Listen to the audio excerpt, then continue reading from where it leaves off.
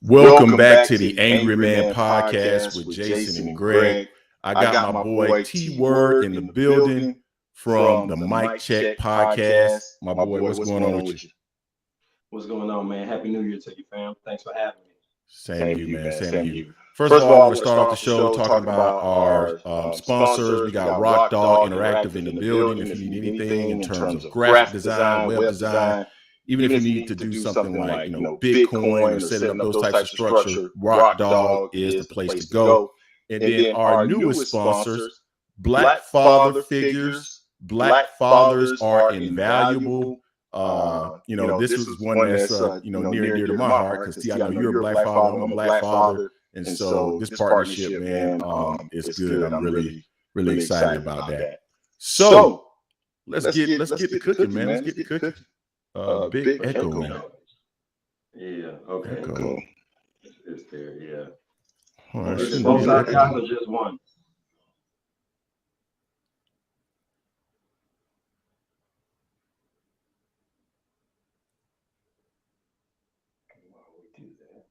Should not be an echo. I don't know why. I can't hear echo. Just on me. Okay. Well, let me refresh then. Got a little reverb effect. I'm jumping this chat with some folks. Hey, welcome in. Y'all go ahead and crash on that like button. You know what I'm saying? Go and crush it. Show some love to the channel. Show some love to the stream.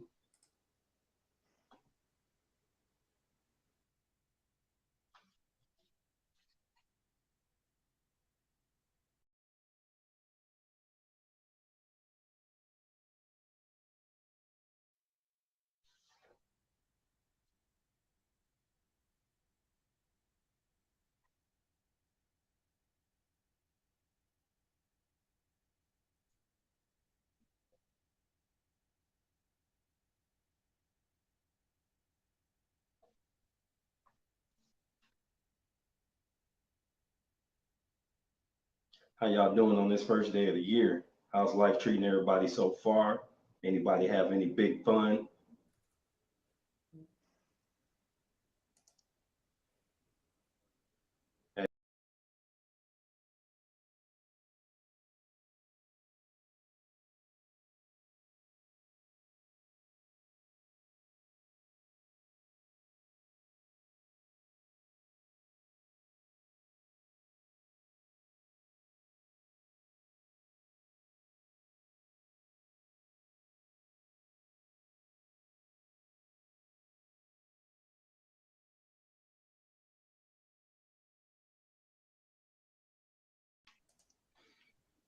They can't hear you either. They just had my sound cut off. Now we just on mute. Can y'all hear me? Doesn't make any sense. We should be fine. Do you still hear me echoing, Q? T, sorry? Yeah. Yeah, you still got that reverb. I have no idea why. There's nothing different than what we've always done the last 2 weeks. I have no idea why it's doing that. Okay, so they can hear me again. So it's just a reverb on your end. Let me check one other thing. All right.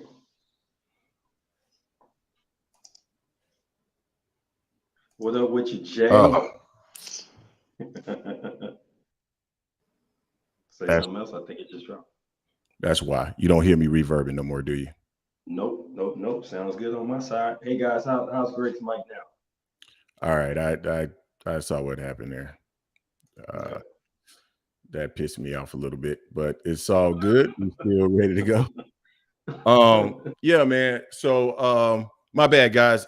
My microphone, for whatever reason, had got doubled up with my headset, and that's the reason why you guys were hearing the echo. I didn't even know it was possible that it could actually do both.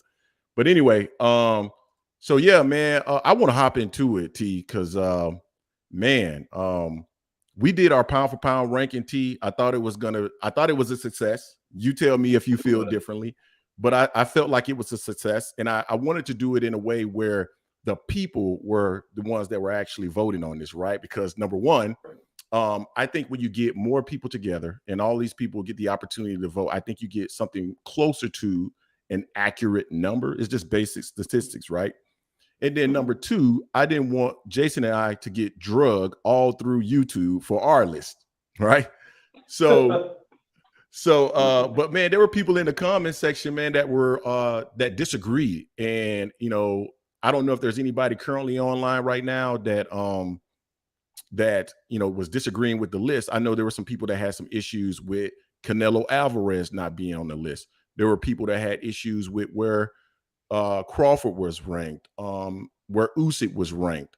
So I'm going to pause there very quickly, man. What are your thoughts on the top pound for pound rankings by virtue of AM Sports Media? What are your thoughts? Does it make sense? To me, it makes sense, but and I'm not saying I necessarily agree with the order of the list, but I kind of understand where the people were going in terms of the list. So what are your thoughts on that?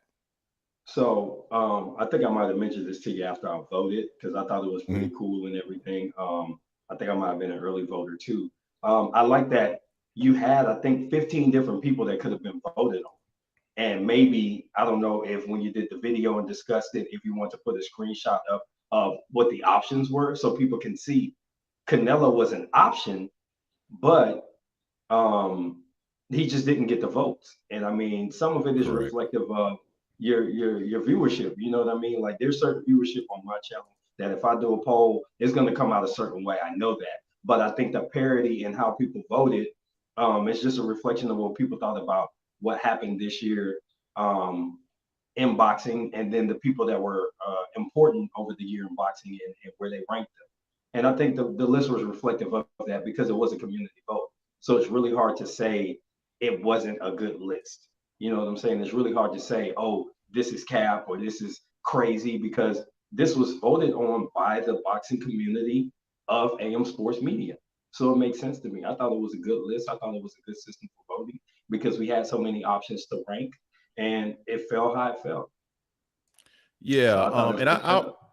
I'll run down the list of people that were included. There were 15 people that you could vote on, and like I said, it was based off of a weighted average system. So if you got a first place vote, you got a score of 1. If it was second place, it was 0.67. Third place, 0.45. So it's basically 2/3 of the previous number in terms Mm-hmm. of what rank you got, and then all of those numbers were summed up based off of all the votes, and then you basically summed it by highest a number of votes versus the lowest number of votes. That's all we really did. And the software, the electionresults.com, is what we use to do it, to do the force ranking. So included in it was Terrence Crawford, Errol Spence, Canelo Alvarez, Dimitri Bivol, Alexander Usyk, Tyson Fury, Gervonta Davis, Anui, Stephen Fulton, Vasily Lomachenko, Arthur Bitterbeef, Jamiro Charlo, Devin Haney, Shakur Stevenson, Josh Taylor. So those were the people that were included. And simply Mm-hmm. put, to the point that you're making, they were simply not, Canelo wasn't chosen. Now, I think I understand to some extent why Canelo wasn't chosen. Part of that was the fact that, to your point, the competition, and I know he's undisputed at 168, and I know he's gone from 154 to 168 to 175. I understand all that. But some of those accomplishments were against competition that just simply wasn't that good. Now, Dimitri Bivol, I like that. Caleb Plant, great win. But the rest of it, kind of iffy. But the other thing that some of the subscribers pointed out to you was the fact that he's been caught cheating. And so Yeah. I think that clouds a little bit their judgment, or clouds their perception of Canelo Alvarez. And that's a fair Mm-hmm. point. So I'm curious to see what the people in the chat are going to say about that. Does Canelo's history of performance enhancing drugs, and I'm not saying that he has an extensive history of performance enhancing drugs, but he has been caught, what was he on, clenbuterol? Clenbuterol. So Yeah, Clenbuterol. yeah, so I mean, what are you guys' thoughts on that? Tacos. And that's the thing. That wasn't my criteria. I actually voted for him, I think, in the sixth spot, something like that. I don't have him high because my list updates yearly. So it's not a career achievement award for me in terms of what you've done over the entirety of your career. I'm gonna go over the last 2 to 3 years. And that's why I think for some people, Crawford wasn't as high as he is for others. And then you look at Jamel being higher on some people's list than others because it's like, what have you done for me lately more so? So for Canelo, I think you've lost by moving up and daring to be great, and then you've also beaten a very old Triple G. Um, so in my opinion, I'm not looking at what you did in 2021 to go ahead and become undisputed at 168 as big and grand anymore because you've had 2 fights since then. And I think that that's some of the logic for others. And then you got to look at some people just aren't big Canelo fans. He has his fan base. I don't know that it varies up with your fan base, and I think that that might have skewed some of the numbers. But for him not to appear in the top 10, that says that a lot of people just don't mess with Canelo like that. And I think that um, his being popped for PEDs is part of it. So I think it's fair for people to use that criteria against him. And there's some other fighters who probably wouldn't make the list if they also have similar things going on as well. He just happens to be the most popular. Yeah, I'm going to put the list up very quickly. I do have it in one of my OBS scenes. I don't think I have you in this scene, T, but I'm going to put it up very quickly just so people can kind of see what the list was. 1 second. So there's the list right there. Oh, T, I actually do have you in this scene. It's just that I have Jason's name there. You guys ignore that part of it. But all good. yeah, so this is the list. We have Errol Spence #1. We have Jermell Charlo #2. We have Terrence Crawford #3. And I'm going to pause right here very quickly, T, because this kind of speaks to a point that you've made, right? The makeup of this channel, people would think that Terrence Crawford wouldn't even be on this list. So that's where I argue, I kind of push back on some of this being just a matter of, you know, the makeup, the demographics of our list. Because when you see some of the, some of the times you see people who are the smallest contention in a group of people, they're the loudest. And so people just have the perception that this channel believes XYZ, or the vast majority of people on this channel believes XYZ. That may not be the case, because based off what I see in the comment section, Terrence Crawford no way should be ranked #3. You get what I'm saying? True. That's valid. That's super valid. Devin Haney #4. A lot of people have a problem with Devin Haney being so high. I want to pause here very quickly and talk about Devin Haney. Okay, so I responded to a lot of people in the comment section in regards to Devin Haney, and I believe Devin Haney got so much credit because he went over to George Kambosos' backyard, defeated him to become undisputed, and then went there again and beat him again in order to retain the undisputed lightweight championship, right? So I think people just give him a lot of credit for that. And I know that the level of competition isn't necessarily that great in terms of Devin Haney, but still, I believe that Devin Haney wants to make some of the biggest and best fights in the sport. He seems to really want to smoke with everybody, as far as I can see. And so I believe people didn't ding him for his competition because I believe that he's tried. Now, I may be wrong in that, right? Maybe I'm completely wrong in that. And so I'm going to pause there and give you the opportunity to speak to that. And then I also want to transition to the chat and see what they got to say in regards to that. So Devin Haney, I do give him a lot of credit for exactly what you just said. He went over to Kambosos' home country and beat him twice, and one time under very, very stressful circumstances. Not just the fact that you're going. Let's not forget, his dad wasn't allowed to go until the 11th hour, and he wasn't even sure he was going to have his dad there. So he had some upheaval in his corner to begin with, and then you turn around and he soundly beat Kambosos again on the same trip, within the same calendar year. That's pretty amazing to me. I don't know if it deserves #4. I think top 10 for sure. But for my pound for pound, I think one of the criteria I try to have is what you've done, like as far as cleaning out your division, and did you move up and down in weight? And that's where Spence will be in and out of people's lists. But to stick with Devin Haney, I think he deserved the spot because he is an undisputed champion, just like Jermell, who's also spent majority of his career, well, all of his career at one weight class so far. So I think it's fair to put him on there. I just don't know if 4 is a great representation of his achievements thus far. So let's go to the comment section very quickly. So Jason Williams, my guy who I go back and forth with all the time, says Devin discredited himself with his sparring partner argument. He beat a sparring partner to become undisputed.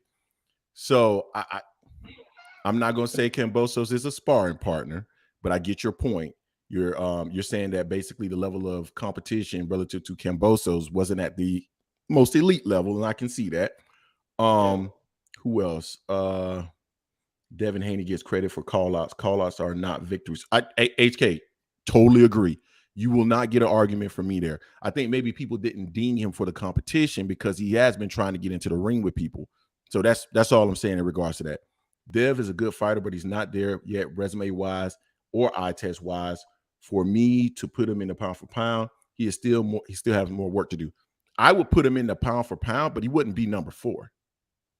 What I mean, that's just I'm be honest with you, Charlo wouldn't be #2 in my pound for pound either. I think both of them are too high. I think both of them are too high. But I mean, it is what it is. The people voted, Let's see. So I'm looking at the Keji. He says he likes Haney, but it's not just, it's also how you win and how you finish. And if you like boxing, you watch plenty of boxing, you're not going to see as many knockouts as you think you should. Everybody just doesn't do that. So if you beat somebody soundly for 12 rounds, that's just as exciting to me as a KO in terms of the result. I'm not going to hold it against somebody who's not KOing everybody. That's where the biggest argument between Terrence Crawford and Errol Spence comes in. Or you look at somebody like Manny Pacquiao, who seemed to get a lot more KOs later in his career than Floyd Mayweather, but both still brought excitement to the sport. So I respect it both ways. I don't use that as criteria for pound. If you're knocking everybody out, that don't matter in regard to that. Yep. Let me go back to screening. All right, man. So Alexander Usyk, number 5. For me, I probably wouldn't even have him in my top 10. And it doesn't have anything to do with his skill set. It has more to do with, I don't typically consider heavyweights amongst the elite in terms of skills. And again, this all depends on how you kind of look at, pound for pound. Do you look at it, skill wise? Do you look at it, someone going up and down, weight classes and showing the ability to beat multiple people in multiple weight classes and become champion in multiple weight classes? I mean, it depends on what your definition is, right? So I probably wouldn't have him in there. We got Tank. I love Tank. Tank, great boxer, speed, power, everything you want in a fighter. I still don't think the level of competition is there. I would have him in my top 10, but he wouldn't be number 6. Inouye, I personally don't know enough about Inouye. I just simply don't know enough about him to really say whether or not he belongs on the top 10. And so I'm going to reserve judgment there. Shakur Stevenson, I would probably have him and Devin Haney probably around 9 or 10, both of them. Dimitri Bivol would make my list. Arthur Beterbiev would not be on my list. Canelo Alvarez would be on my list, but he would not be in my top 5. So that's kind of the way I see it right there. I'm going to pause very quickly. T, give you an opportunity to respond. So Tank wouldn't be in my top 10, but if I put him in there, he'd be like at number 10. Moving up and down the weight, he's shown that he can do it. He's been successful. He's got knockouts in every weight class that he's participated in. So he's got to get some credit for that. And on my pound for pound list, moving up and down in weight does carry more weight to me than just finishing people or something like that. Like, it's shown that you can do it. And moving up and down, not actually just like moving through the weight classes, like actually going up, coming down like Canelo's done. So he gets credence for that. Tank gets credit for that too. But when that criteria isn't there and there's other things to look at, I don't think Tank really makes the list otherwise. Now, do I think his skills will translate to other classes, like moving up to like 40, not necessarily 47, but if he had to go down to 26 when he was younger, I think he would have been successful anywhere from 126 to 140. So I personally believe that he belongs on the list for some people, just maybe not that high. And then somebody like Usyk came from cruiserweight. So that's why Usyk will be on my list, because he actually has moved up to weight classes, but any other heavyweight I wouldn't carry. And then Bivol, I don't know. I'm kind of on the fence with him, and definitely not Beterbiev. I don't know that his skills translate all weight classes, because it's not as much skill as much as just blunt force trauma that he brings to the ring. So I want to highlight something that someone said in the chat. This is why I love our subscribers. This is also why I can't stand our subscribers, because sometimes they're just too damn smart for their own good. And Jay brought up a really valid point that I had not considered. Usyk was undisputed at cruiserweight too, and I had not thought about that. And he should get consideration for that. And that's a really good point. So I think maybe I think Jay just might have changed. He changed my mind there. Great job, Jay. Yes, Fulton was on our list as well. And then the next person I want to respond to is Jason Williams. Greg, please explain why Beterbiev would not be on your pound for pound list. I like Beterbiev. I just don't think I'm not all that thrilled with his competition. I pulled up his box rec very quickly. He's fighting Anthony Yardy in 2023, January 28th. Joe Smith Jr., he's okay. Marcus Brown, okay. Adam, I don't even know how to pronounce his last name, so I'm not familiar with him. Callum Johnson, Enrico Colling. I mean, I don't know much about these fighters. So to me, it doesn't feel like his resume is really at that level, but maybe I'm wrong. Maybe there's some. I mean, Tavares Cloud. He has Tavares Cloud. For those of you guys that Tavares Cloud, I was actually in the same boxing gym with Tavares Cloud back when I was in Tallahassee. For those of you who don't know, I used to actually go to the gym. I used to spar with a lot of these guys, and Tavares Cloud was in the same gym as myself. He's fairly old because if we were in the gym at the same time, he's old. So those are the types of things that I look at and say, I don't really know if I would put him in my pound for pound list, but I do like Better Beef. I just don't think I have him in my top 10.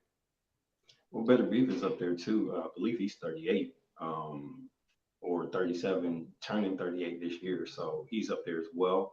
I can't put him in a pound for pound again. I don't know that his skills translate from one weight class to another necessarily if he isn't just a bigger dude. You know, it's blunt force trauma. It's not he's outboxing as many people like Beefall. You can make an argument that you could take him down to 68, 60, bring him up above 175, and his skills will translate because he's literally just masterfully outboxing people. That's why I give Tank credit. That's why I give Canelo credit. He's been able to move up and down and be really successful at different weight classes. So you've got to think about that.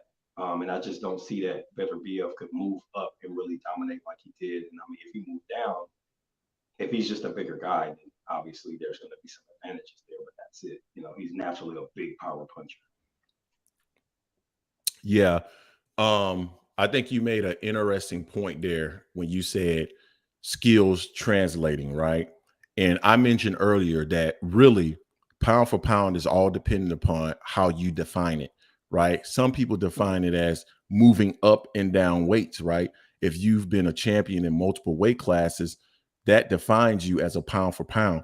That's not the way I look at it. And that's not the way it seems like you look at it either.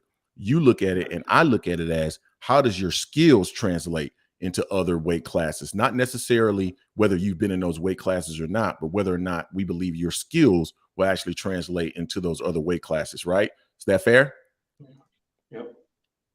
Yep, absolutely.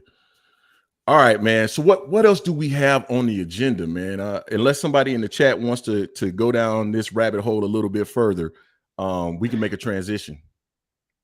Yeah, I mean, let's see. We still got Boots Ennis and the Crawford talk from the gym. We had a Tank Davis situation. Yeah. That's one I probably would want to get out the way. Actually, the Tank stuff. The Tank. Let's jump on the Tank because there were some people. Yeah. There were some people that was jumping around my neck about Tank Davis. Shout out to GA Peach Denise. That's my girl, but she made sure she got in there. Check me. So, and that's what's great about the channel, right? Because everybody gets the opportunity to come in and state their opinion on whatever the case may be. So I'm going to go back to what I initially said about Tank Davis, right? And it's this, T. I like Tank. I think everybody, for the most part, people on our channel like Tank. Jason is the biggest homer relative to Tank ever. But at the end of the day, when I think about Tank Davis and some of the issues that Tank has had over the last couple of years, right?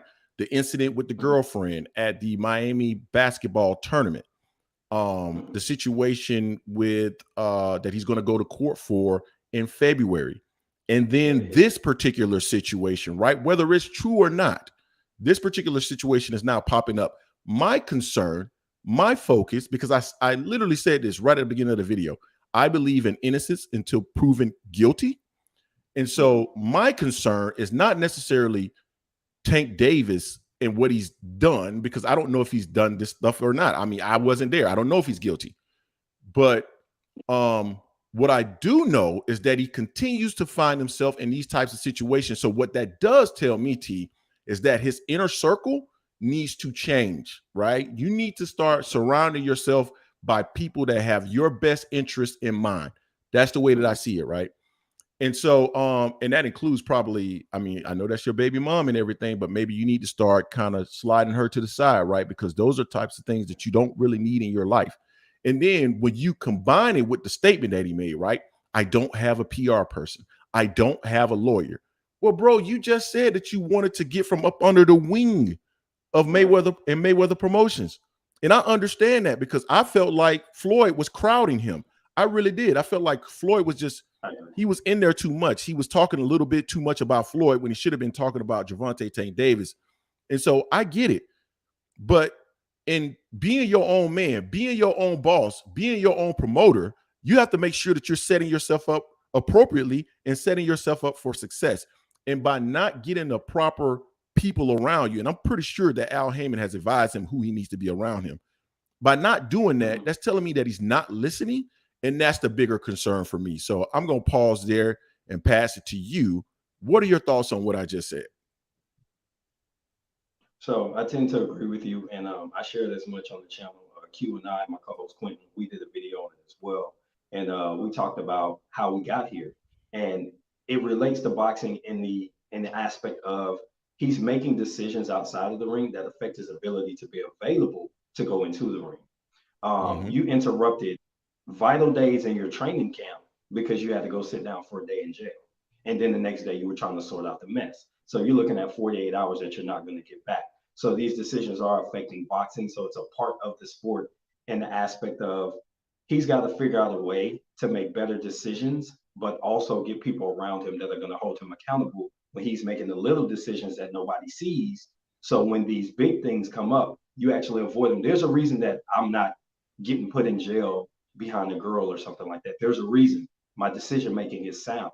I know not to put myself in a certain position. So it makes me available to do the things I love, work for a living, do a podcast, you know what I mean? So from Tank's perspective, I think that he's got to step back and take a long look at, is the pressure of being your own boss, truly your own boss, too much for you? Because it is. If it is, you're going to have to take a seat and get somebody else to do those things for you.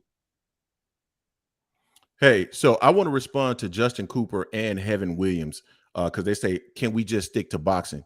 This impacts boxing, guys. The whole reason that we're talking about this is because his inner circle will eventually affect him. That's the next point that I was going to make. The things that you are doing outside of the ring will eventually affect you inside of the ring. And that's the point. The reason why I'm not going into depth on anything that's going on outside of the ring, because it's not really my business. I'm not going to go into any details in regards to that. But I do want to understand how it might affect him moving forward. And so that's the next space that I'm going to. Tank has had a number of things going on in his world over the last couple of years. And now he's making a transition to being a promoter. We know that when Floyd was actually doing the vast majority of the promoting, when he fought Manny Pacquiao, Floyd was getting pressured and stressed out because of that as well. That's a lot of hats to wear, man. Being the promoter, being the boss, being the fighter, that's a lot to wear. What are your thoughts on that, man? Any chance that affects Tank at some point, or I won't say some point, over the next couple of fights? Do you think there's any possibility of that? Yeah, I think it is. Like, if you're taking on, like, this card is a lot of him pulling strings to get people in there. So if, like you said, you're taking on the promoter hat, you're going to take on an exceptional level of stress that you're not used to dealing with. You could just be the fighter. And one advantage he had, because Tank isn't a big talker, you had one of the biggest talkers in boxing on your team. So you had the opportunity to let Floyd come in and take over press conferences and say the things that y'all talk about in private in his own words or whatever. But now you're actually going to have to be that mouthpiece. If you look at somebody like an active boxer who's promoting someone, look at Errol Spence with Frank Martin. He's actually allowing Frank to do Frank, but then he's still being a fighter himself. But then he knows how to put on that promoter hat. He said, hey, it's about Frank. He keeps it that way. Tank is going to have to learn how to develop that skill, or he's going to have to hire somebody else to handle the true promotional arm of his company until he retires. And I think that if he doesn't want to bring somebody in and he wants to maintain control, he's going to have to take a long, hard look at how to develop that skill. Yep, totally agree. Sorry, I'm responding to somebody in the chat. You got this.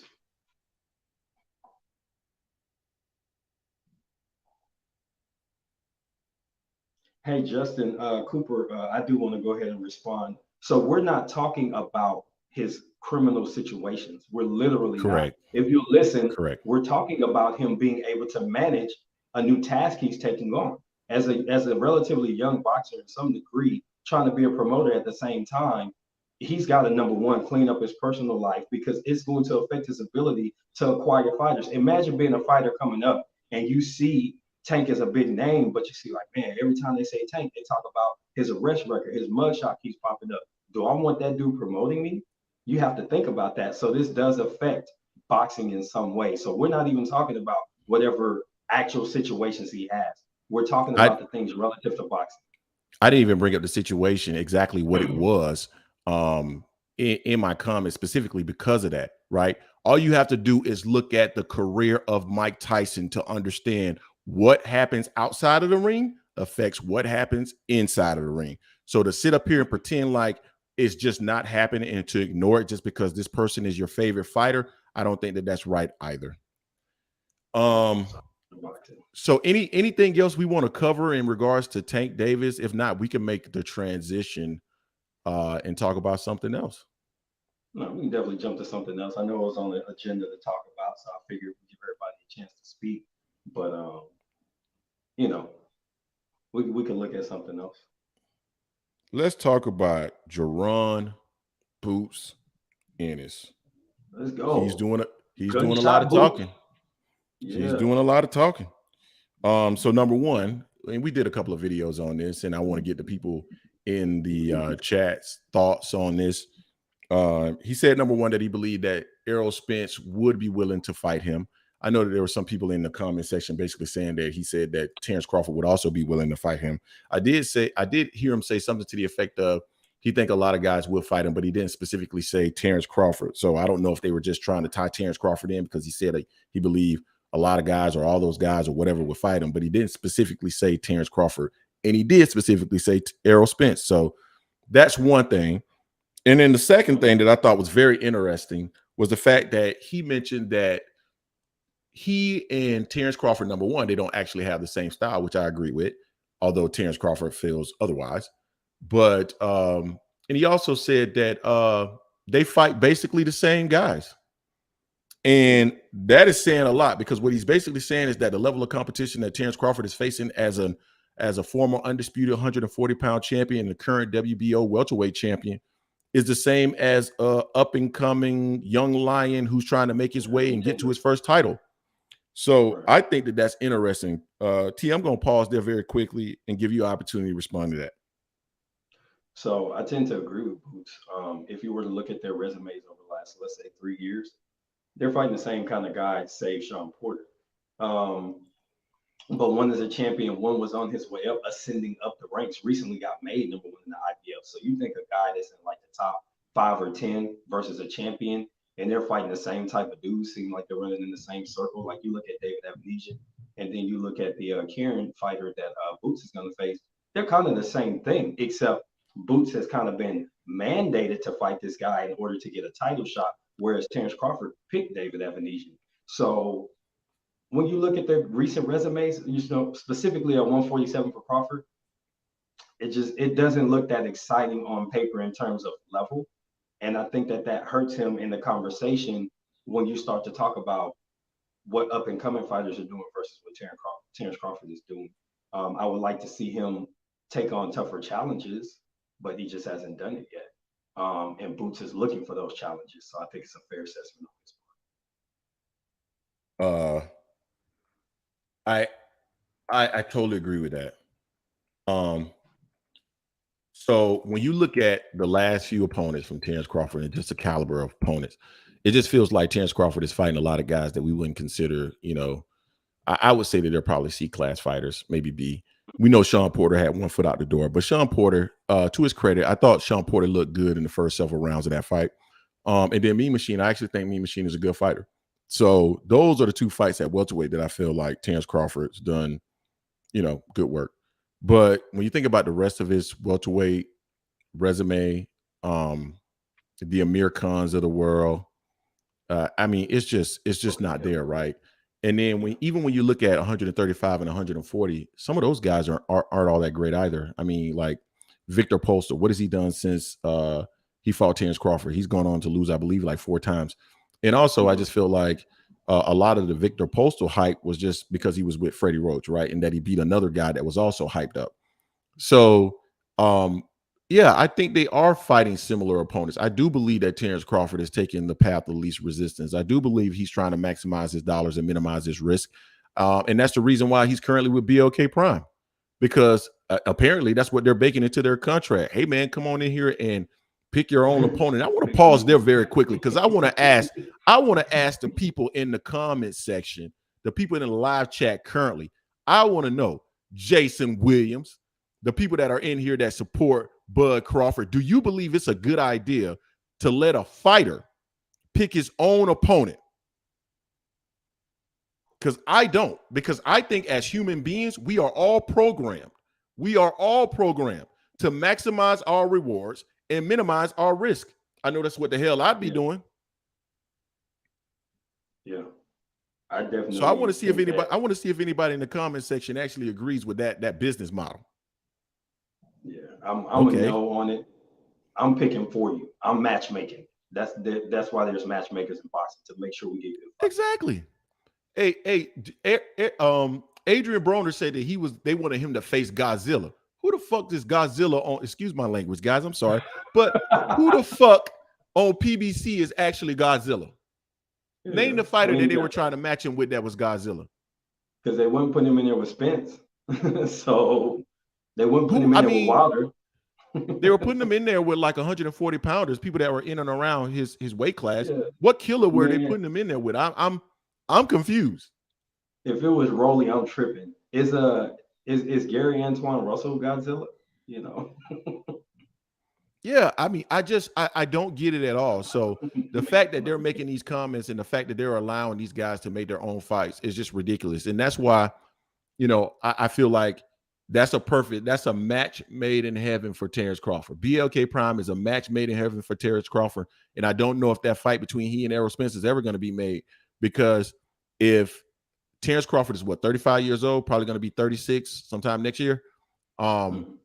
Terrence Crawford is looking to maximize those dollars and get up out of the sport. And I don't blame him, because he's at that age, right? Go ahead and make your coins and get on up out of the sport. That makes sense. But at the same time, his track record over the last several fights, man, it's just not there, man. And people are getting sick and tired of it. So either give up the belts and move on and go try to fight the fights that's going to maximize your dollars. I'm cool with that. Give up the belt and go on and fight those fights. Other than that, fight Errol Spence or fight somebody with a pulse. Yeah.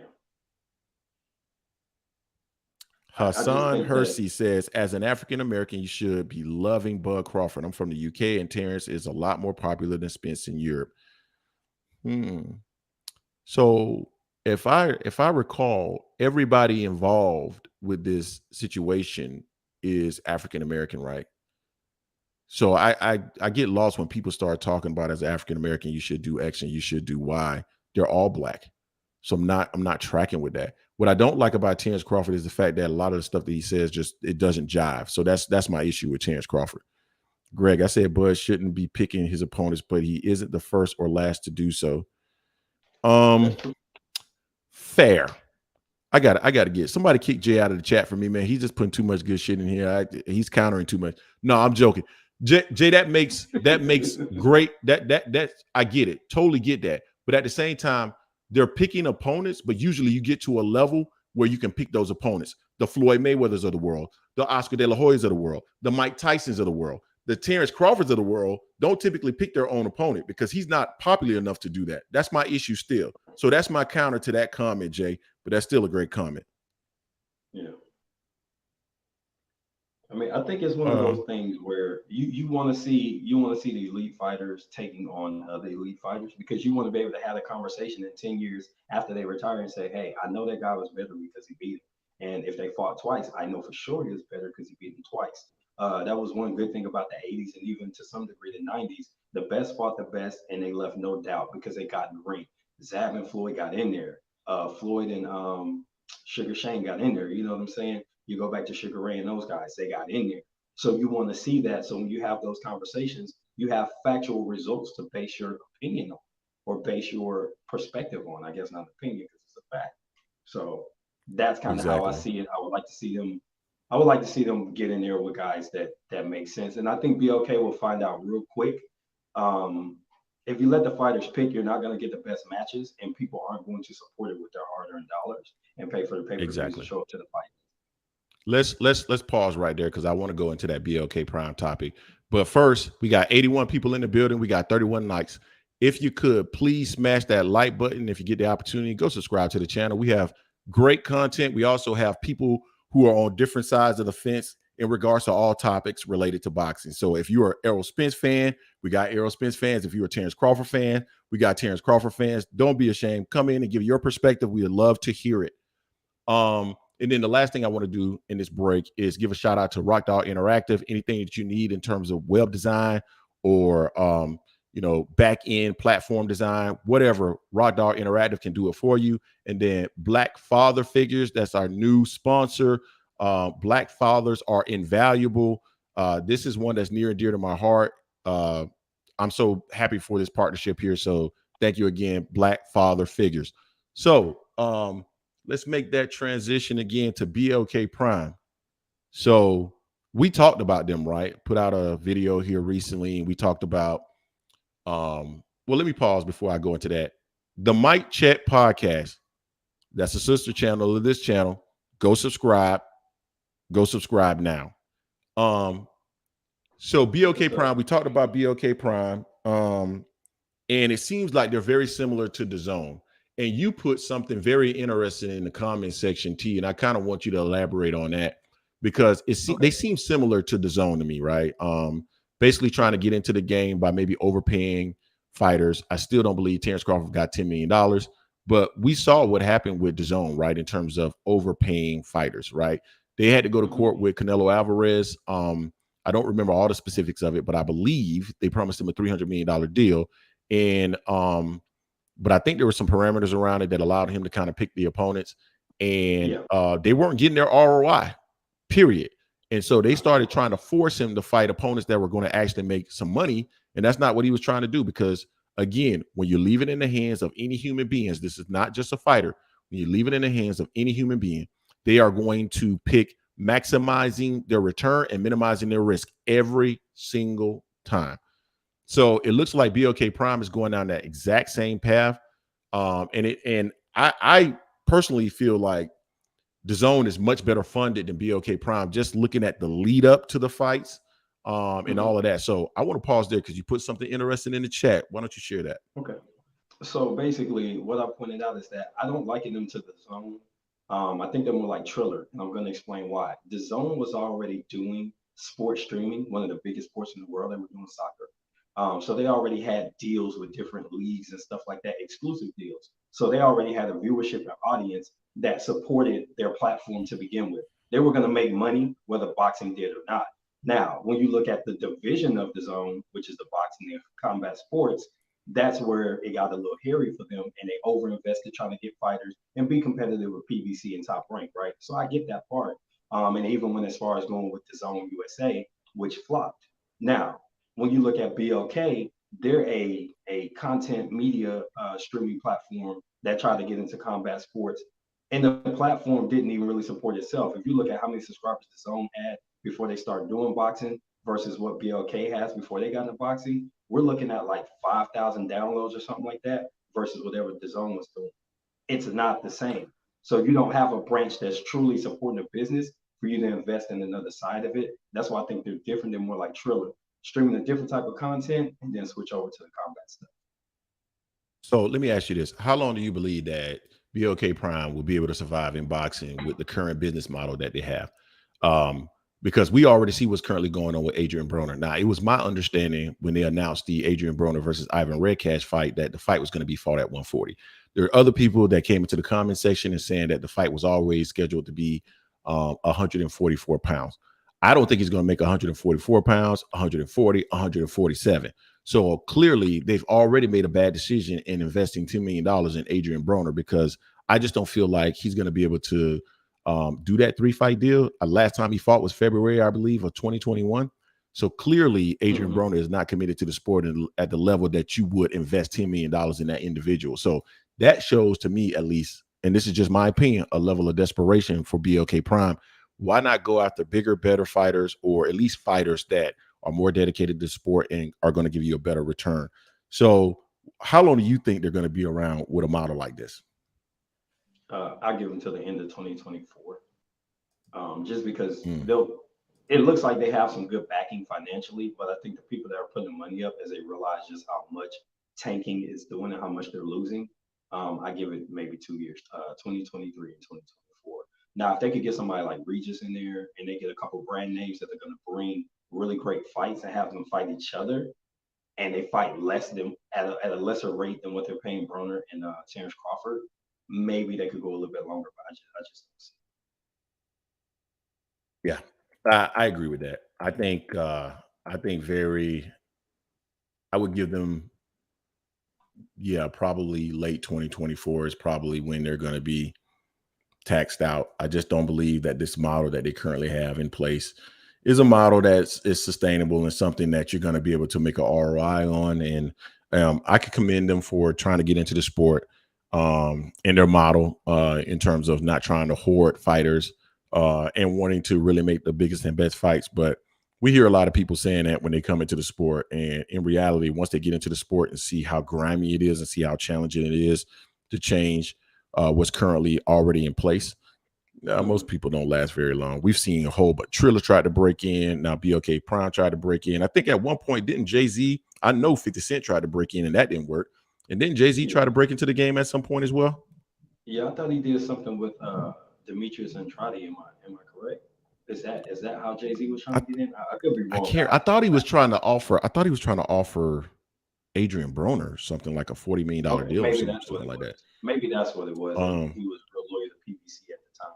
But Yeah. I just think that the way that they're going about it, and this is important. Again, I'm going to reply to another comment in the chat.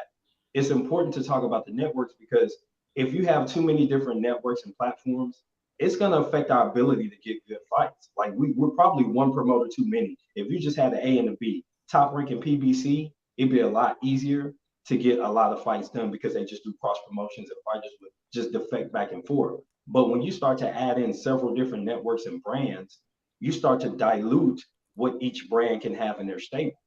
So it's like you're not getting the best of the best fighting each other because you start getting too much in-house stuff. So it's important to know what's going to happen with BLK because you need to know how many fights they're going to block. How many good fights are they going to get in the way of by throwing too much money at somebody that can't carry that weight by themselves? Man, Jay is on fire today.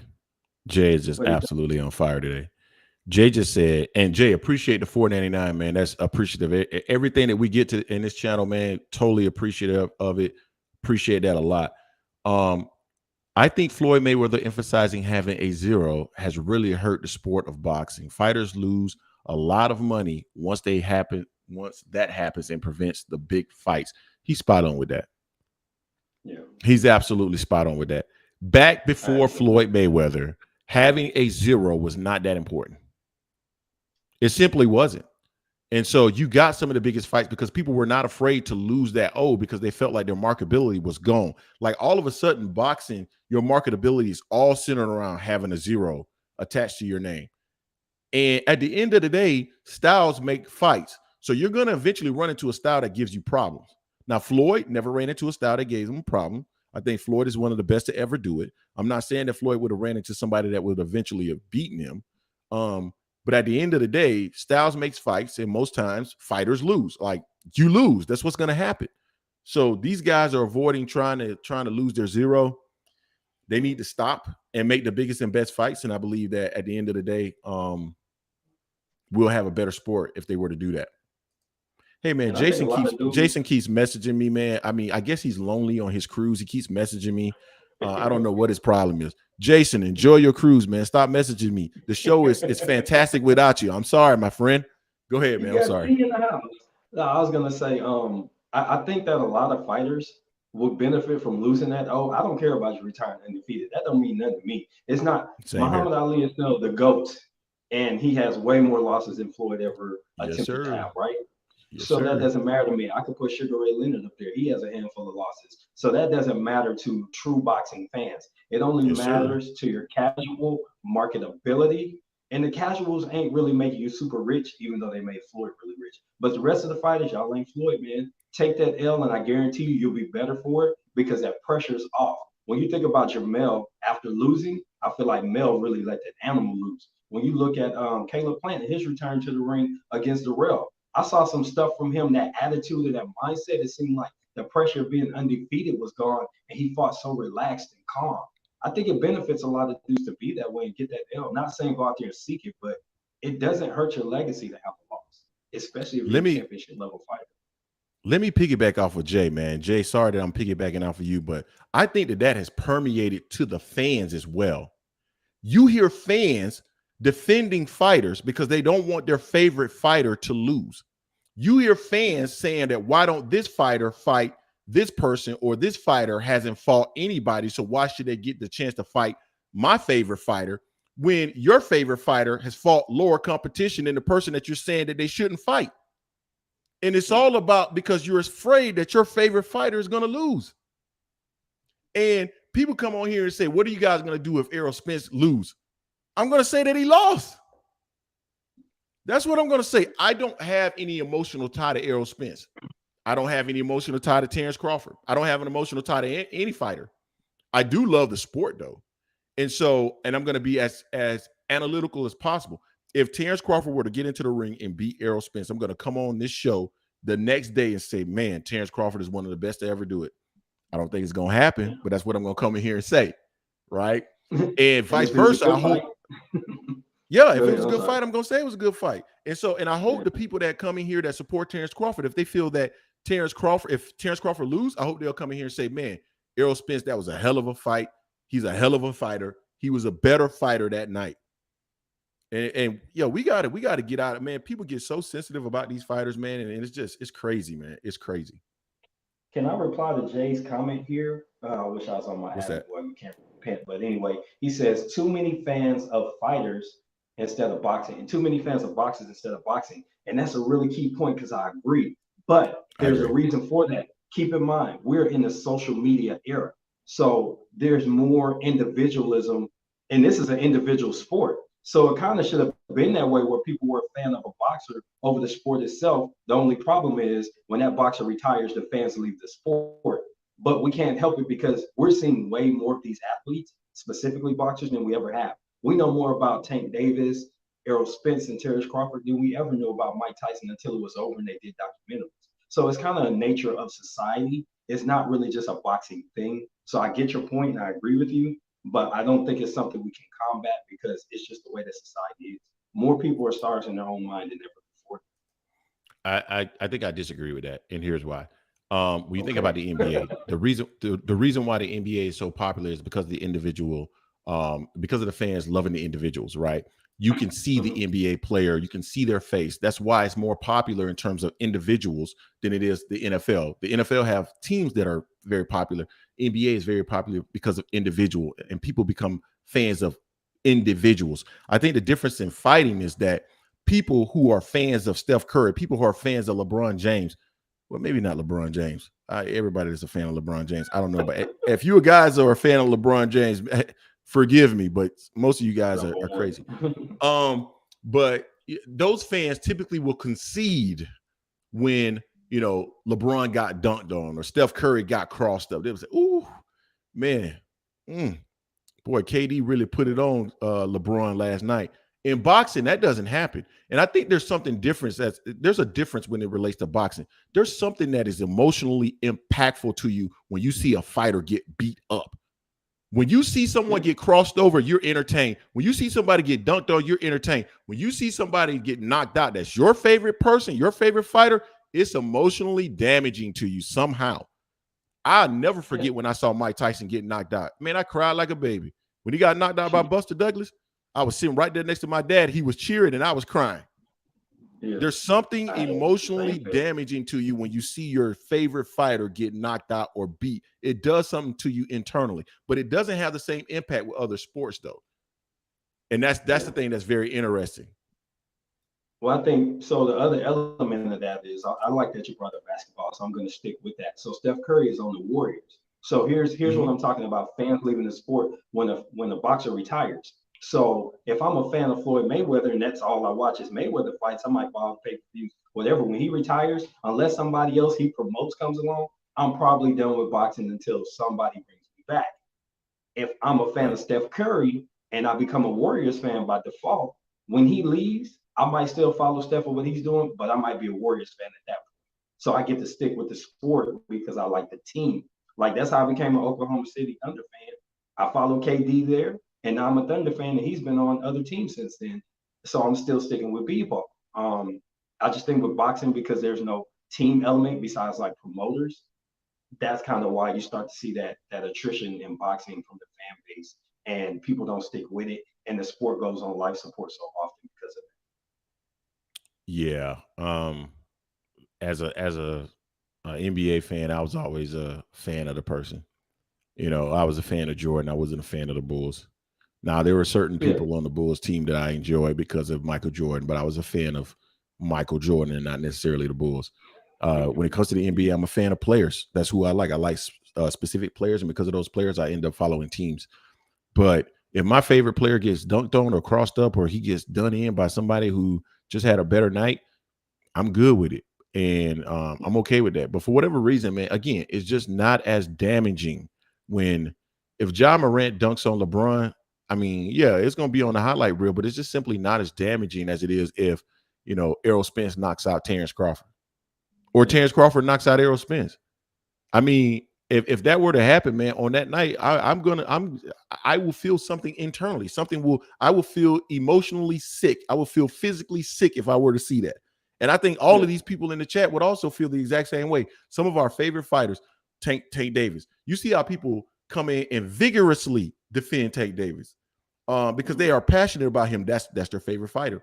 You know, Terrence Crawford and Errol Spence, we see people come in and they vigorously defend those two individuals. And if those two people were to lose, it's just different, man. I don't know what it is, just something different. Do you guys agree in the chat? Is what I'm saying making sense to you guys in the chat? Brother, they talking about it. They talk about Wilder and everything. Like Jay said, he's still recovering from that KO, and it was in Black History Month too, so it hurt real bad. Man, listen, I do have an emotional attachment to boxing, and there's certain fighters that I can watch their replays, and I'm just as drunk as the first time I saw it. Tank got replays all over YouTube, and I could watch him in the fight with Barrios, and I know the outcome. But in the 5th, 6th round when he getting touched up, I still feel like, dang, Tank, you got to get it going. So there's something about the connection to those fighters because it's just you and them basically in your head, like it's just you and that fighter. So that connection does exist. And I know that that's what makes the sport so great. And a lot of people try to suppress that feeling. And it's like, no, that's why you love the sport. You love the fighters and the fight. So just be honest with yourself and we can have these kind of conversations. Jason Will said, nope, I've seen all my favorite fighters get knocked the fuck out, and I still want to watch them fight.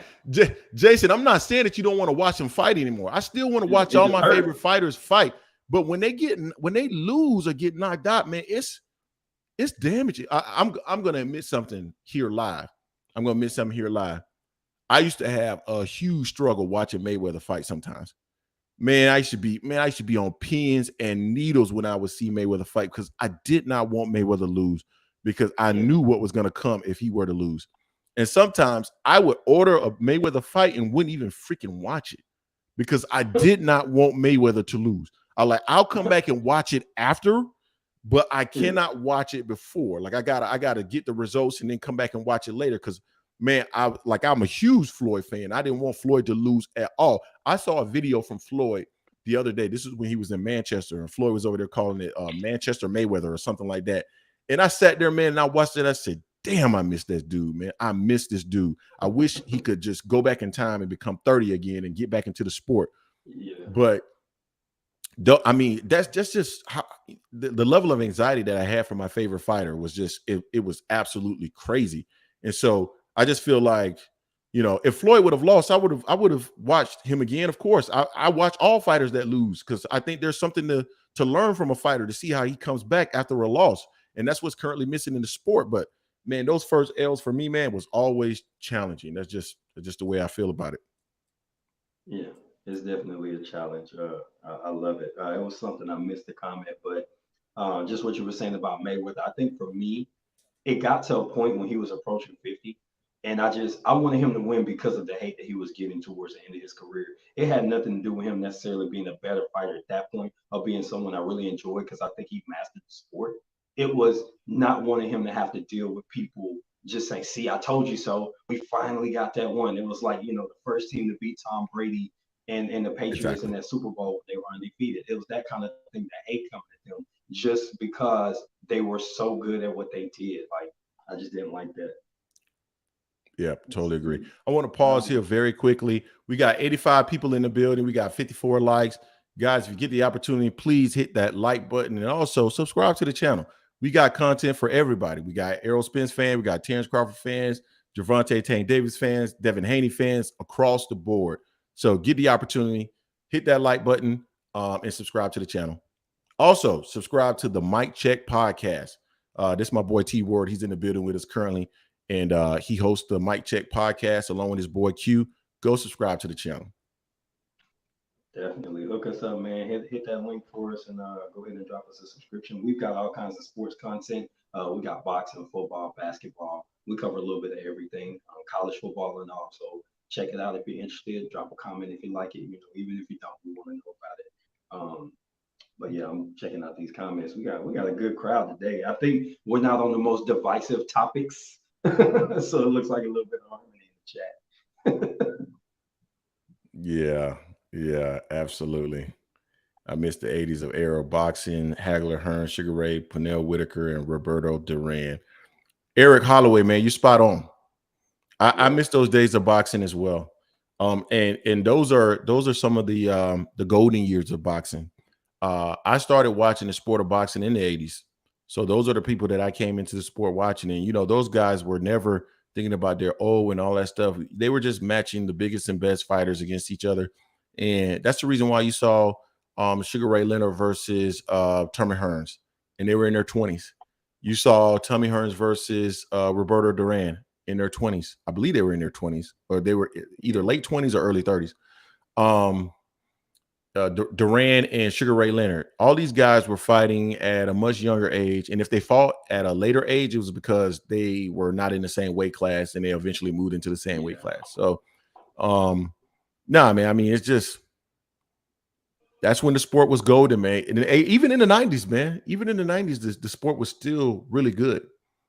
It wasn't until maybe like 90s. In the 2000s where it started to tanking a little bit. Yeah. Jason, I totally agree with you. They should be fighting each other young. Right now, somebody should be forcing the hand of Devin Haney, Tank Davis, Shakur Stevenson, Frank Martin, Vasil Lomachenko, who else? All those guys in and around that weight class. They should be forcing the hand of all those guys and pushing them into the ring. They need to fight now. There's really no more. So again, and this goes back to the point that Jay made. A lot of people are trying to follow that model of Floyd Mayweather and Manny Pacquiao. And I feel like even though it was still a really big fight, they waited a little bit too long to make that fight. And every fight is not going to marinate like that. Errol Spence and Terrence Crawford, I don't give a shit how long they marinate that fight. It is not going to do it. How many pay-per-view buys did that fight do? 4 million? Yeah, it was a crazy number. Yeah, like they're never gonna marinate that fight to get to 4 million buys. It's too many ways to get fights for free now. Exactly. And man, even if you couldn't buy a fight for free, that shit ain't getting to 4 million. I don't even think it'll get to over 1 million. Yeah. It's just at this point, stop trying to maximize dollars, because the sport, you're not going to be able to maximize dollars to that extent. And some people are going to plateau, right? Like Shakur Stevenson and Tank Davis, or not Tank Davis, Shakur Stevenson and Devin Haney. I don't give a damn what else they do. If they end up fighting, listen, you can let that fight marinate, man, till the cows come home. That fight isn't going to do any more pay-per-views today or tomorrow or 10 years from now. It's just not going to happen. So what'll end up happening is the winner will get elevated, and that person will end up getting to make more money. And the loser will have to somewhat start back from the drawing board, but they'll get the opportunity to get back in the ring with somebody else and build themselves up. But they have to fight at a younger age to continue to build themselves up and so they get to the point where they can start making more money. But trying to avoid the risk at 21-0 or whatever, and trying to wait for a fight to marinate, that recipe has not been working. No, I mean, we don't have that type of star power or villainism. I'm not sure what word to use there, but we don't have a villain like Floyd was, where he could draw people in to marinate a fight. And like Jason Williams said, I agree with you, bro. They marinated that fight too much, and they missed out. They didn't maximize the dollars. It was like 3 years too late, to be honest.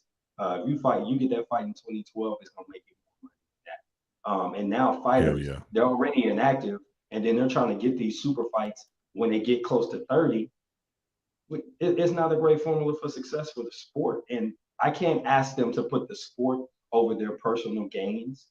But in some regard, I wish we did see it. But I mean, I want everybody to get paid, so I can't really complain too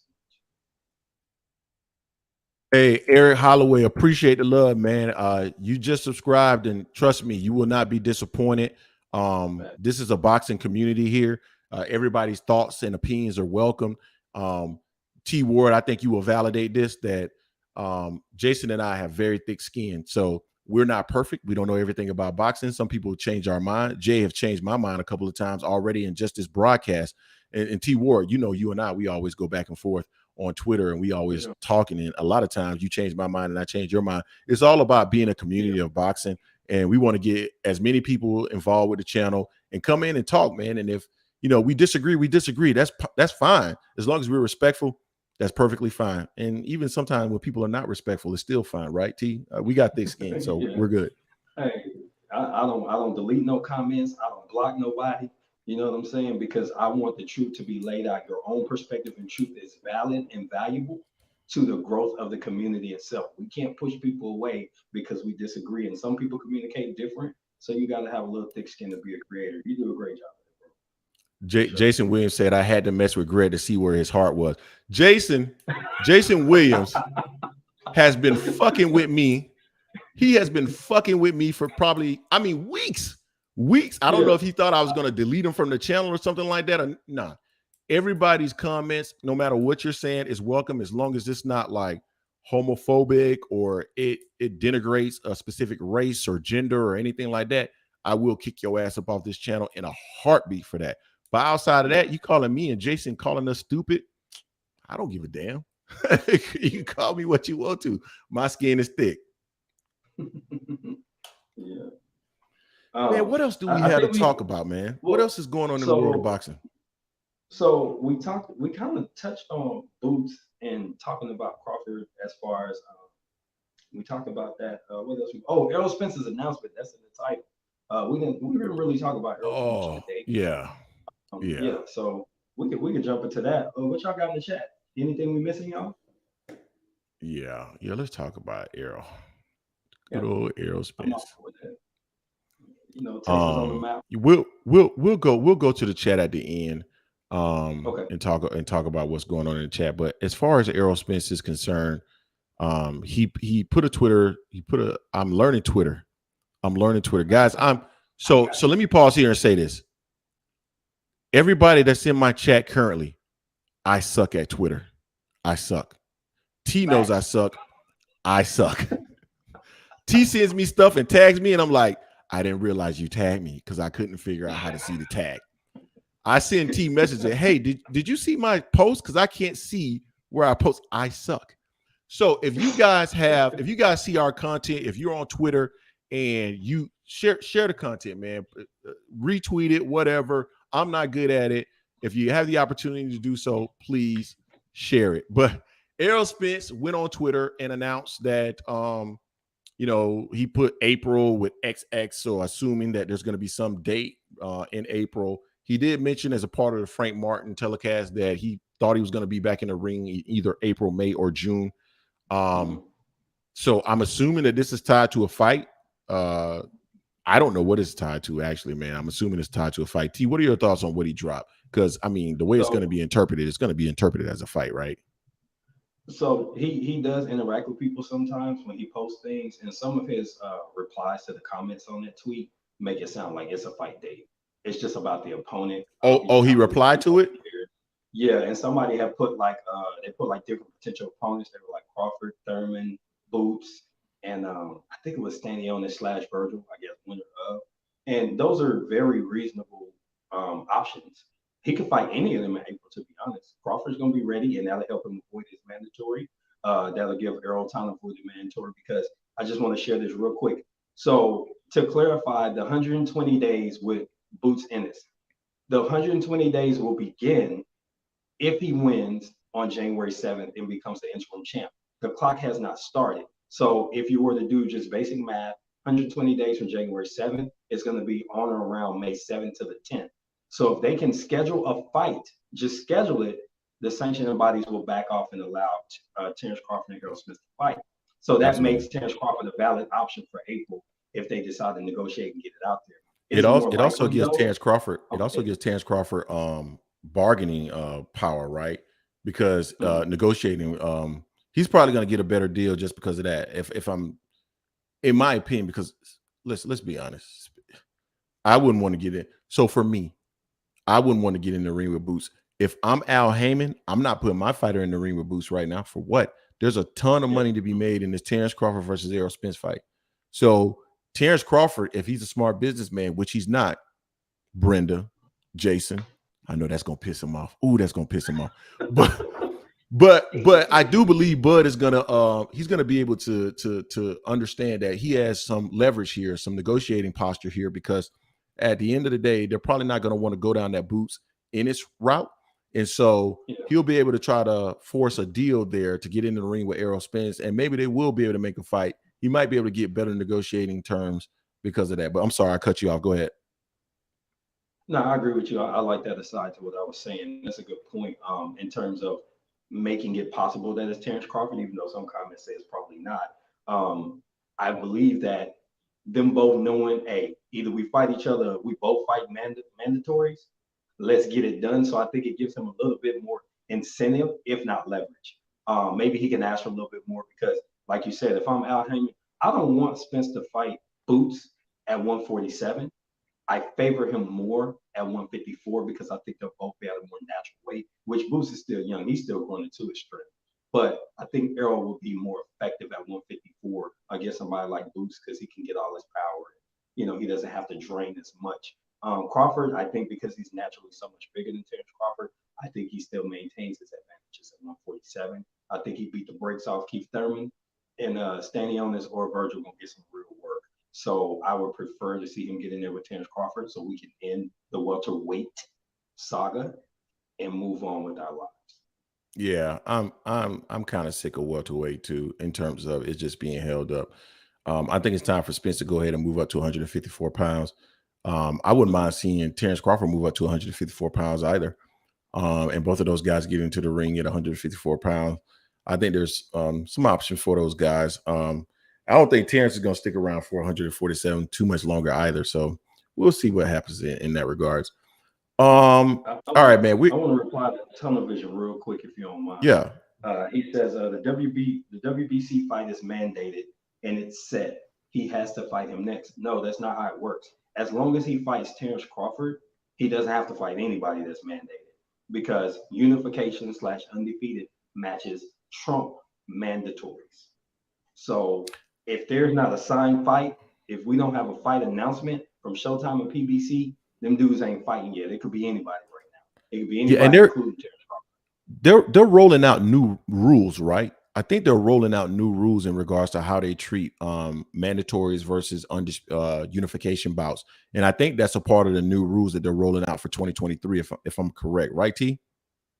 Well, it's been there. If you go to WBA, WBO, WBC, it says they're going to put mandatories on the back seat for unification and give those title holders longer time between mandatories, something we recently discussed in terms of 9 versus 18 months for Crawford and his WBO mandatory. As long as he's trying to unify, he's going to get more time in the same thing for Errol Spence. Yeah, I've spent some time reading through some of the rules of the WBO, WBC, IBF, and WBO, and that sounds like it would be correct.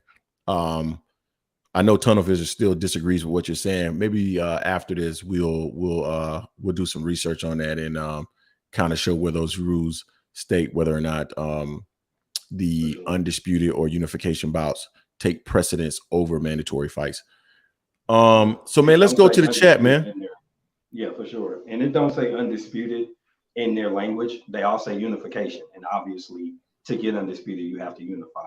So if anybody wants to get us hung up on the technicality, you're not going to see undisputed in the language in most of them. Trans allowed in boxing, according to. So I talked on this on Showboat Sports. I haven't actually done a video covered it. It wasn't a big enough topic for me, to be honest. But I do want to give this comment. I think that the form of transition for that division is what matters. If it's male to female, then male to females all fight each other. Female to male should all fight each other as a separate division. If that's going to allow it to grow and thrive, I don't know. There may be a full population ready to get into boxing once that division becomes available. But I think that's the only way it works. I saw that from Jose Suleiman, and I assumed that it was going to be a trans male to trans male, a trans female to trans female. There would be no interaction between like a trans male to a, I don't know what the term is. Is it cis male? It's going to be a completely separate thing from what we have. That's the only way I look at it. So they have to create an entire system just for this population. That's it. So you're not going to have Errol Spence facing a female, a born female who converted to male. You're not going to have them fight. That will never happen. So I think we're saying the same thing. Terminology, I think so. Forgive us. Terminology is changing every day. So I'm just going off of what I know. Yeah, I'm just going off of what I know. But I always get really nervous with that, man, when we start talking about these different because I'm not well versed in it. But let me pause real quick, guys. If you get the opportunity, please hit the like button if you haven't already done so. Also subscribe to the channel and also go follow us on Twitter. You know, it's amsports.media, if I'm not mistaken, on Twitter. It's actually right there in the on the screen there. Go follow us, man. I told you I'm not good with Twitter. So just come tweet me or send me a direct message or something and let me know that you're following us on Twitter. And also subscribe to the Mic Check podcast. You can find me there as well. T-Word always hits me up and tells me to come on over so we can drop some content over there. For sure. We're working over here, y'all. Everything under the sun. What else y'all got? Anything else y'all want to ask about? I'm trying to think. There was something. Oh, did we talk about the Tank and Hector Garcia and the Devin Haney triangle thing? So you made a video on this, and I haven't had a chance to comment. So rather than go make a video of my own, I'd rather share my thoughts here. Are we talking about sparring? The sparring, yeah. Dog, we talking about sparring. Right. Yeah. I mean, dog, we talking about sparring? Sparring.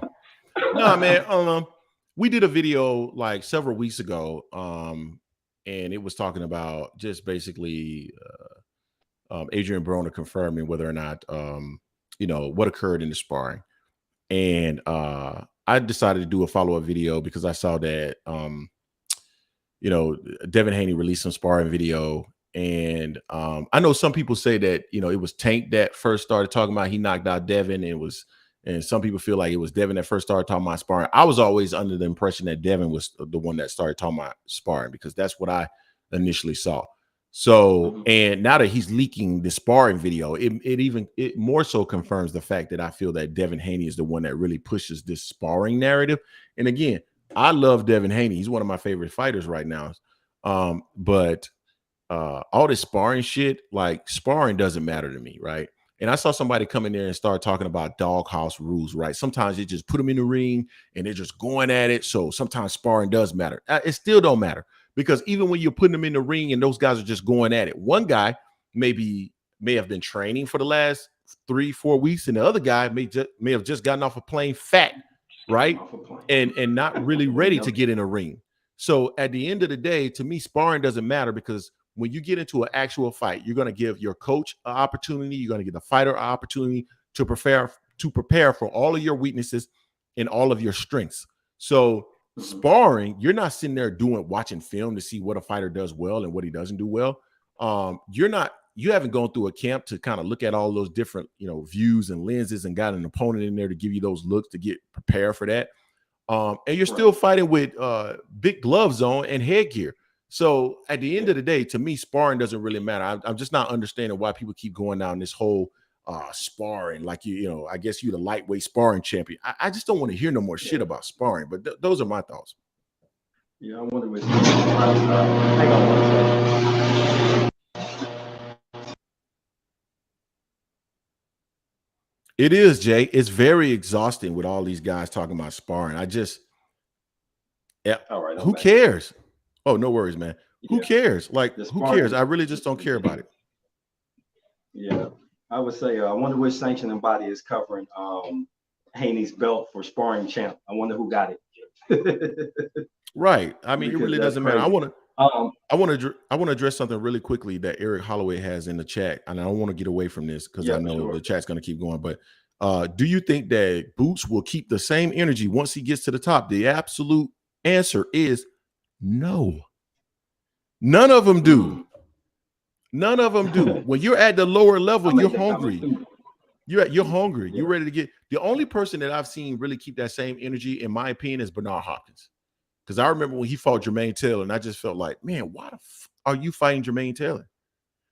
He's young, he's strong, he's fast. There's no reason for you to do that. Most people will not do that. We saw other fighters back in the day pass on. You know, they'll fight the younger lion that's coming up.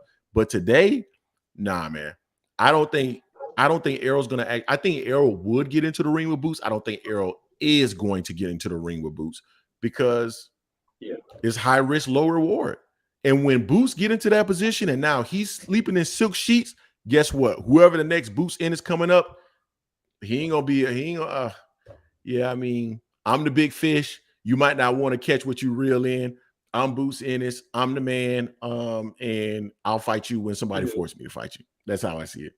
But I'm sorry, T. I cut you off. Go ahead. No, I was gonna second what you're saying. I don't think he's gonna keep that same energy because of the business of boxing more than anything. His people are gonna tell him, look, bro, we got bigger fish to fry. Here's another thing. His folks have specifically said, if you listen to Bozy on several occasions, he's talked about Boots going up as high as 168, but definitely they got plans to get to 160 because they're starting at 147. So he won't even be in a position to keep that same energy because let's say he finds a way to get to undisputed at 147. He's immediately dropping them belts and going up and using his WBO super status to go and fight the WBO champ and start collecting belts at 54. And if he's able to unify or whatever, if the climate allows, he's going to try and go undisputed there and then go up to 160. So I think that for that reason alone, he won't get to keep that same energy because he'll be on the move. Now, if he was to just hang around 54 after he conquers 47, then yeah, I think he'll fight the young dogs because he's going to have time for that because Boots is young and he's at the top of the game already. Absolutely. What else do we have, Jay Williams? B-Hop saw a flaw in his fighting game and he felt he could expose it. That's fair. That's fair. You're right about that. I do recall that he said that he thought that he saw some flaws in Jermaine Taylor. The problem was he didn't see the flaw in himself. And he's always struggled with very fast fighters. I'm talking about Bernard Hopkins. He always struggled with fast fighters, especially fast fighters that have a little bit of pop. He struggled with, and so yeah, he didn't see his own flaw, and that's the reason why he got beat. He should have avoided that fight. And sometimes you gotta know when to hold them, know when to fold them. It ain't about a tough man all the time. Sometimes it's just what's smart for your career and things like that. I see a pretty good question here. I don't know if we can answer it necessarily, but an opinion will suffice. Why don't the boxing associations force these fights? Boxing associations? You mean the sanctioning? You mean the sanctioning bodies? Yeah. I mean, why don't they force these fights? You go first, bro. What fight specifically are you talking about? Because there's a lot of things that go into actually making these fights, right? I mean, they could try to force these fights, but it depends on the fighter. If I'm somebody like Floyd Mayweather, I don't really need your title. So why am I going to listen to a sanctioning body? I really don't care what it is that you say. When you're a lower level fighter, yeah, I mean, it's possible that they could try to force some of these fights. And it feels like that's what they're trying to do currently at the welterweight division, at least. They're trying to force movement in the welterweight division. I think currently it's on hold relative to Errol Spence and Terrence Crawford. And so they're doing their job in that regards, trying to force those fights. But I mean, it really just all depends on the situation, man. And then you also have the sport of boxing we all love, and we've been around this sport for a very long time. So we understand that there's a whole lot of politics that goes into the sport of boxing.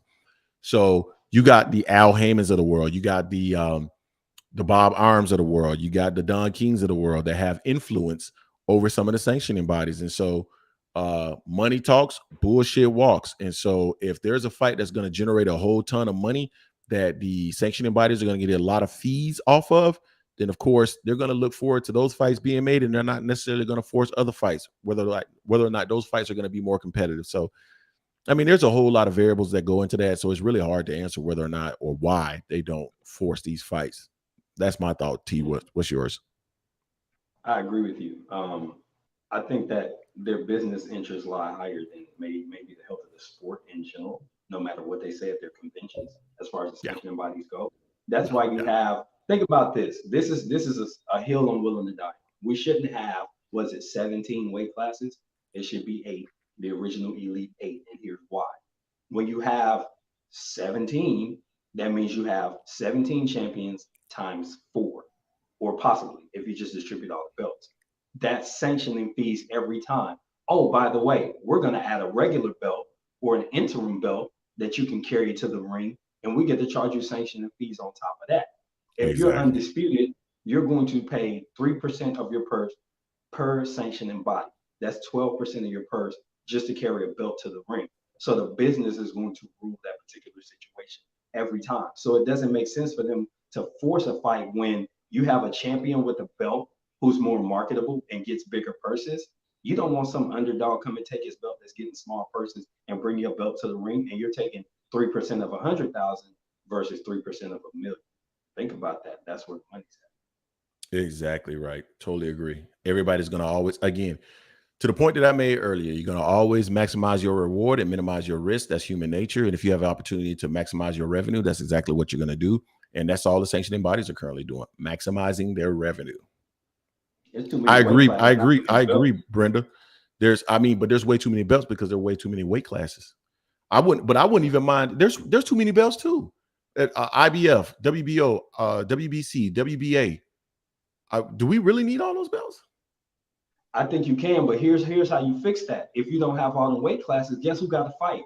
Jamel, Errol, and Terrence are all in the same weight class. Facts. Well, not really. No, Terrence wouldn't have moved up. That would have had to happen. I mean, they'd all have been at 147. They'd have been at 147. He would have stayed at 135. Too many killers. I'm just talking shit. Hey, but 135 would have been lit, bro. I think everybody would have been fighting. Think about 135 if there was no 140 or 130. Shakur would have been at 35. What's the original weight classes, man? I know the original weight classes are 135, 147, 160, 175, wasn't it? They didn't have a 168 back in the day, right?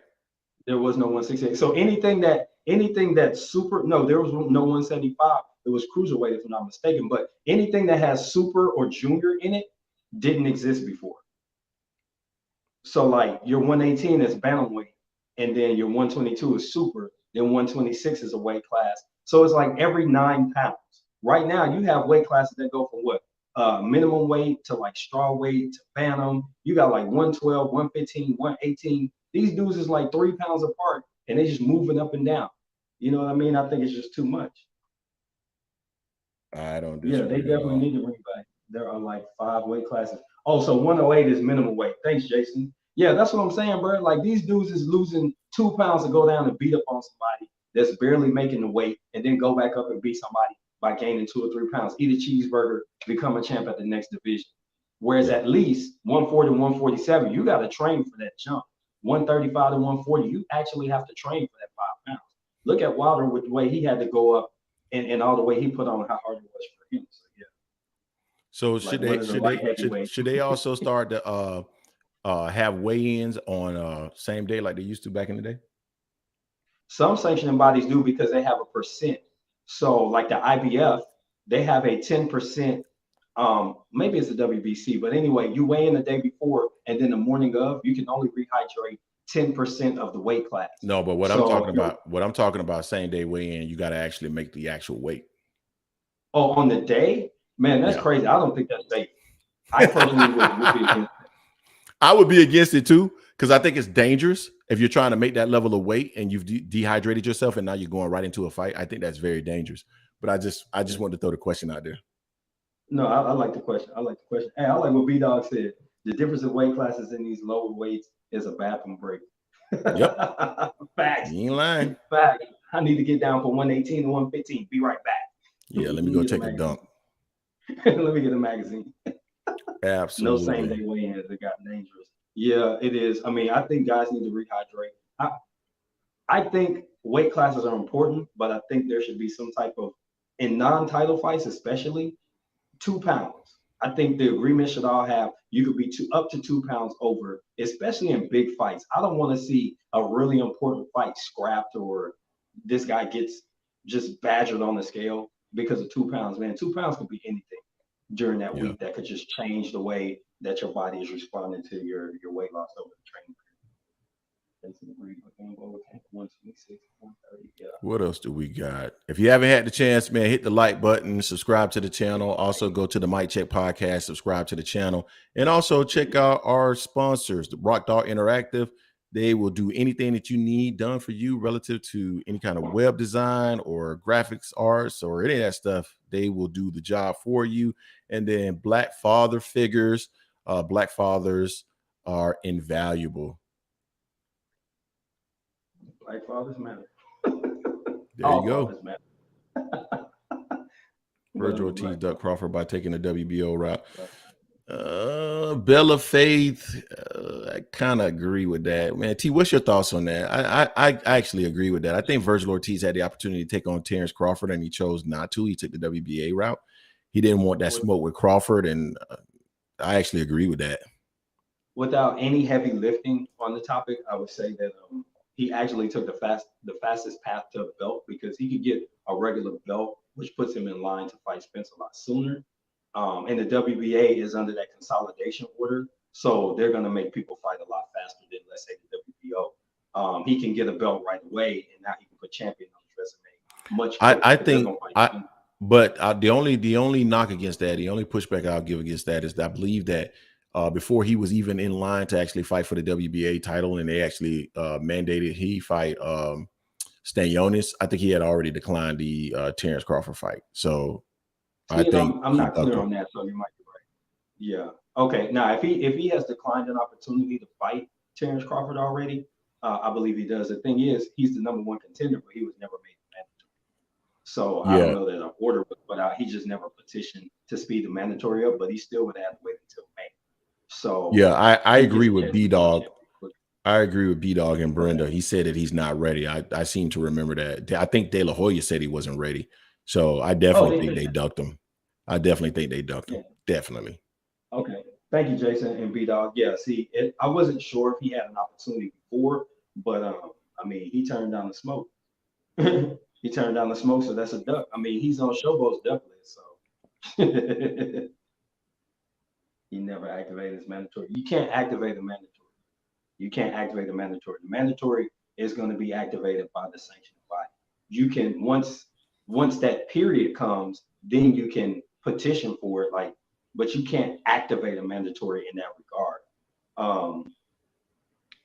Now, if he had that opportunity and was just like, nah, I don't want it, the #2 has a chance to leapfrog, and they could petition to get the fight. I think the top 3 and most of the sanctioning bodies can leapfrog people over them if they don't take the opportunity to fight the champion. Yeah, and I do remember I said that. I appreciate the input. Who you guys like Ortiz staying on this fight? I got Emantis. I got Ortiz. Word? Yeah, I think. Oh man, we gotta put a channel wager on it. Yeah, man. Put a channel wager on it. We'll come up with something behind the scenes. Yeah, I definitely think Ortiz is gonna win that fight. Yeah. Okay. What else we got in the chat, man? Anything else going on? Yeah, hey man, let me ask you guys, man, how y'all like the new swag, man? I'm trying to get Jason to get his cap, man. How you like the new Angry Man podcast cap? Is it hard or what? What do you think, T? Is it working for me? That's pretty dope. Y'all got the shirts, right? Yeah, we got shirts, but we need to upgrade. Hey, I like the hat. Hey, I want one in black, man. So if you got a black option, let me know. Oh man, absolutely, absolutely. I hit the cash out. I'm support like y'all do for me. So if you got a black option, or red, like if you got one red, I definitely. Oh, absolutely. I can make that happen for sure. Yeah, for sure. No, I think it's on point. We got some shirts coming too. We're gonna do a subscriber drive, and I'm gonna be giving away some Mic Check T-shirts. I just haven't put it out there because I'm looking for the right getting all the pieces in place. Same thing you have to do to get your merch together. But I definitely exactly. 50-50 fight. He said they both have no defense. I think they both willing to take to give, but yeah, we got Fulton in a way. Fulton. Man, there's a limit to how far you can come up. I don't care if it is 2 or 3 pounds. At some point, you're gonna come up too high. Man, God damn, Jason Williams is such a hater, man. Damn, he's a hater. Yeah, I got Fulton, man. Definitely got Fulton. Yeah. What else we got in the conversation? I like Inouye, though. Hey, by the way, I got a video on both of them. I have a video on that particular topic on our channel. It's got the most views, so it's easy to find in the playlist. But it's under the Ringside playlist. Check it out. I discuss the potential of the fight. Once it's actually made, I'm gonna break it down a little bit further because I have watched a good bit of Inouye. Yep, I get up at 4 or 5 in the morning to watch his fights. So I'm impressed with what I see, but I just think he's gonna come up. He's gonna get something that's a cool boy that ain't gonna be no good for him. I don't really see a whole lot else going on, man. Jonesy, you wild. Y'all tripping, man. Be respectful. Chill out. What happened? Lift over tank. Oh wait, on the pound for pound list is Inouye on there? Yes. Okay. He said he should be over 7. Okay. He was number 7. And he's conquered a couple weight classes. Honestly, I think he's only been undisputed at one, but he's been unified at a couple and cleaned them out. But 115 ain't got but a handful of people in it. You know what I'm saying? So I don't know how much credence you give to that for cleaning out. But I do give credit to Inouye for being a really good fighter. I like that he has a well-rounded game. So yeah. Excuse me. Pin weight. So is that minimum weight? 102. Is that women? What grown man is fighting at 102? I don't know. That's rough. Yeah. It looked like we got it all, man. Yeah, man. It feels like we got everything, man. Feels like we got everything. Yeah. So once again, I want to thank everybody in the comment section, everybody that watched the show today. Again, more than appreciative of all the subscribers that we have. Right now, I think we're at like 2,800 and maybe like 40 or something like that. Again, couldn't have imagined that Jason and I would have gotten this many subscribers in such a short amount of time. We started the channel back in December of 2021, but we really didn't make videos until February of 2022. So, I mean, it's been fast and it's been very fun. And if you guys haven't had the opportunity, man, go watch the blooper reel. I had a blast putting it together. I realized that the majority of the mistakes were on me. Jason has more mistakes than I actually put in the video. He's sensitive, guys. He's very sensitive. And so I didn't want to put him out there on blast like that. I didn't want to put him out on blast like that. But if you get the opportunity, go watch the blooper reel, man. You'll have a good time watching me fuck up. I appreciate that. Educated Jab. Appreciate that a lot. Yeah, again, we'll have content this week. Jason is out this week. He's actually doing some wonderful things with his wife. So they're enjoying their time off. So you guys are going to be stuck with me. I'll be dropping videos. If you guys have any suggestions, anything that you want me to cover, feel free to ping me. You can send me an email. All that information is in the the channel notes and all that stuff. Don't forget to follow us on Twitter, amsports.media. I am not good with Twitter, so just send me a quick note on Twitter. Let me know that you're following us, and I promise I will get better. What else? Make sure that you subscribe to the Mic Check podcast. This is my boy T Ward. That is his channel. He does it with Q. They cover not only boxing, but all types of sports. So make sure you follow them as well. Is there anything else that I am missing, T? I think that was all of it without going into a whole nother hour show talking about all these prospect fighters. But I think the main topics, we got everything covered. Looks like all right, man. Everybody in the chat. Yeah. I think one last thing, man, I want to do before we get off here. Okay. Let me go to our community because we did several polls, and I want to make sure that we those polls were not for naught, if you will. So we did several polls, and I want to just comment on those polls. So who is the 2022 breakout fighter of the year?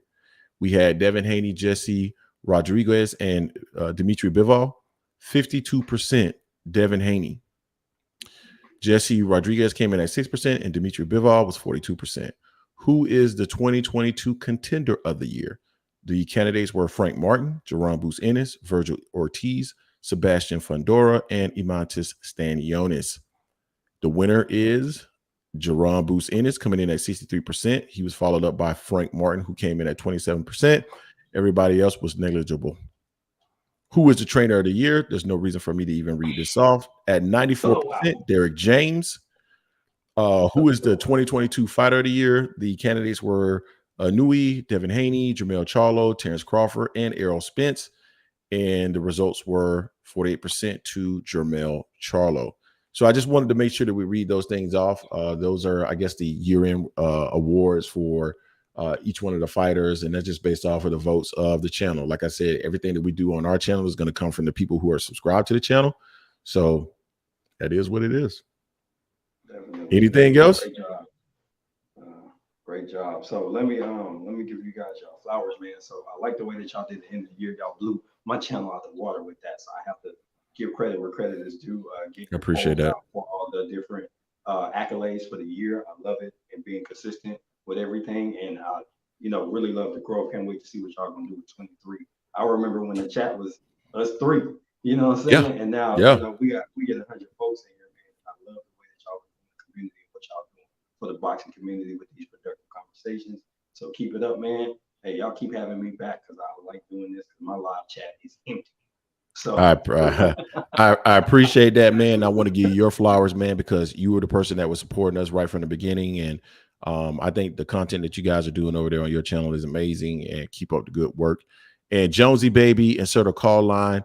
Jonesy, I was actually trying to insert a call line. I had the call line set up, but I couldn't figure out a way to actually allow T to hear the call line. So that's the only hang up I currently have. I would have been able to hear the call line and hear everything that's being said, but T wouldn't have been able to hear it. So I got to figure out that part. But once I figure out that part, we're going to add a call line because I definitely want to hear you guys' thoughts. And sometimes I might do a show just by myself, man, and just have people call in, and you're going to be the partner. You're going to be the person that's the co-host, and we're going to go back and forth, and we're going to talk about all these different topics in the sport of boxing. So again, man, appreciate you guys. Much love. I think we're going to wrap it up here, 1 hour and 48 minutes. We will be back next Sunday. Jason still won't be around. I don't think Jason will be around, but man, hopefully T will bless us with his presence again. If not, if T's busy, then I'll try to do something myself and probably try to add a call-in line or something like that. Again, shout out to our sponsors, Rock Dog and Black Fathers, Black Father Figures. Black Fathers are invaluable. I appreciate you guys. Until next time, peace.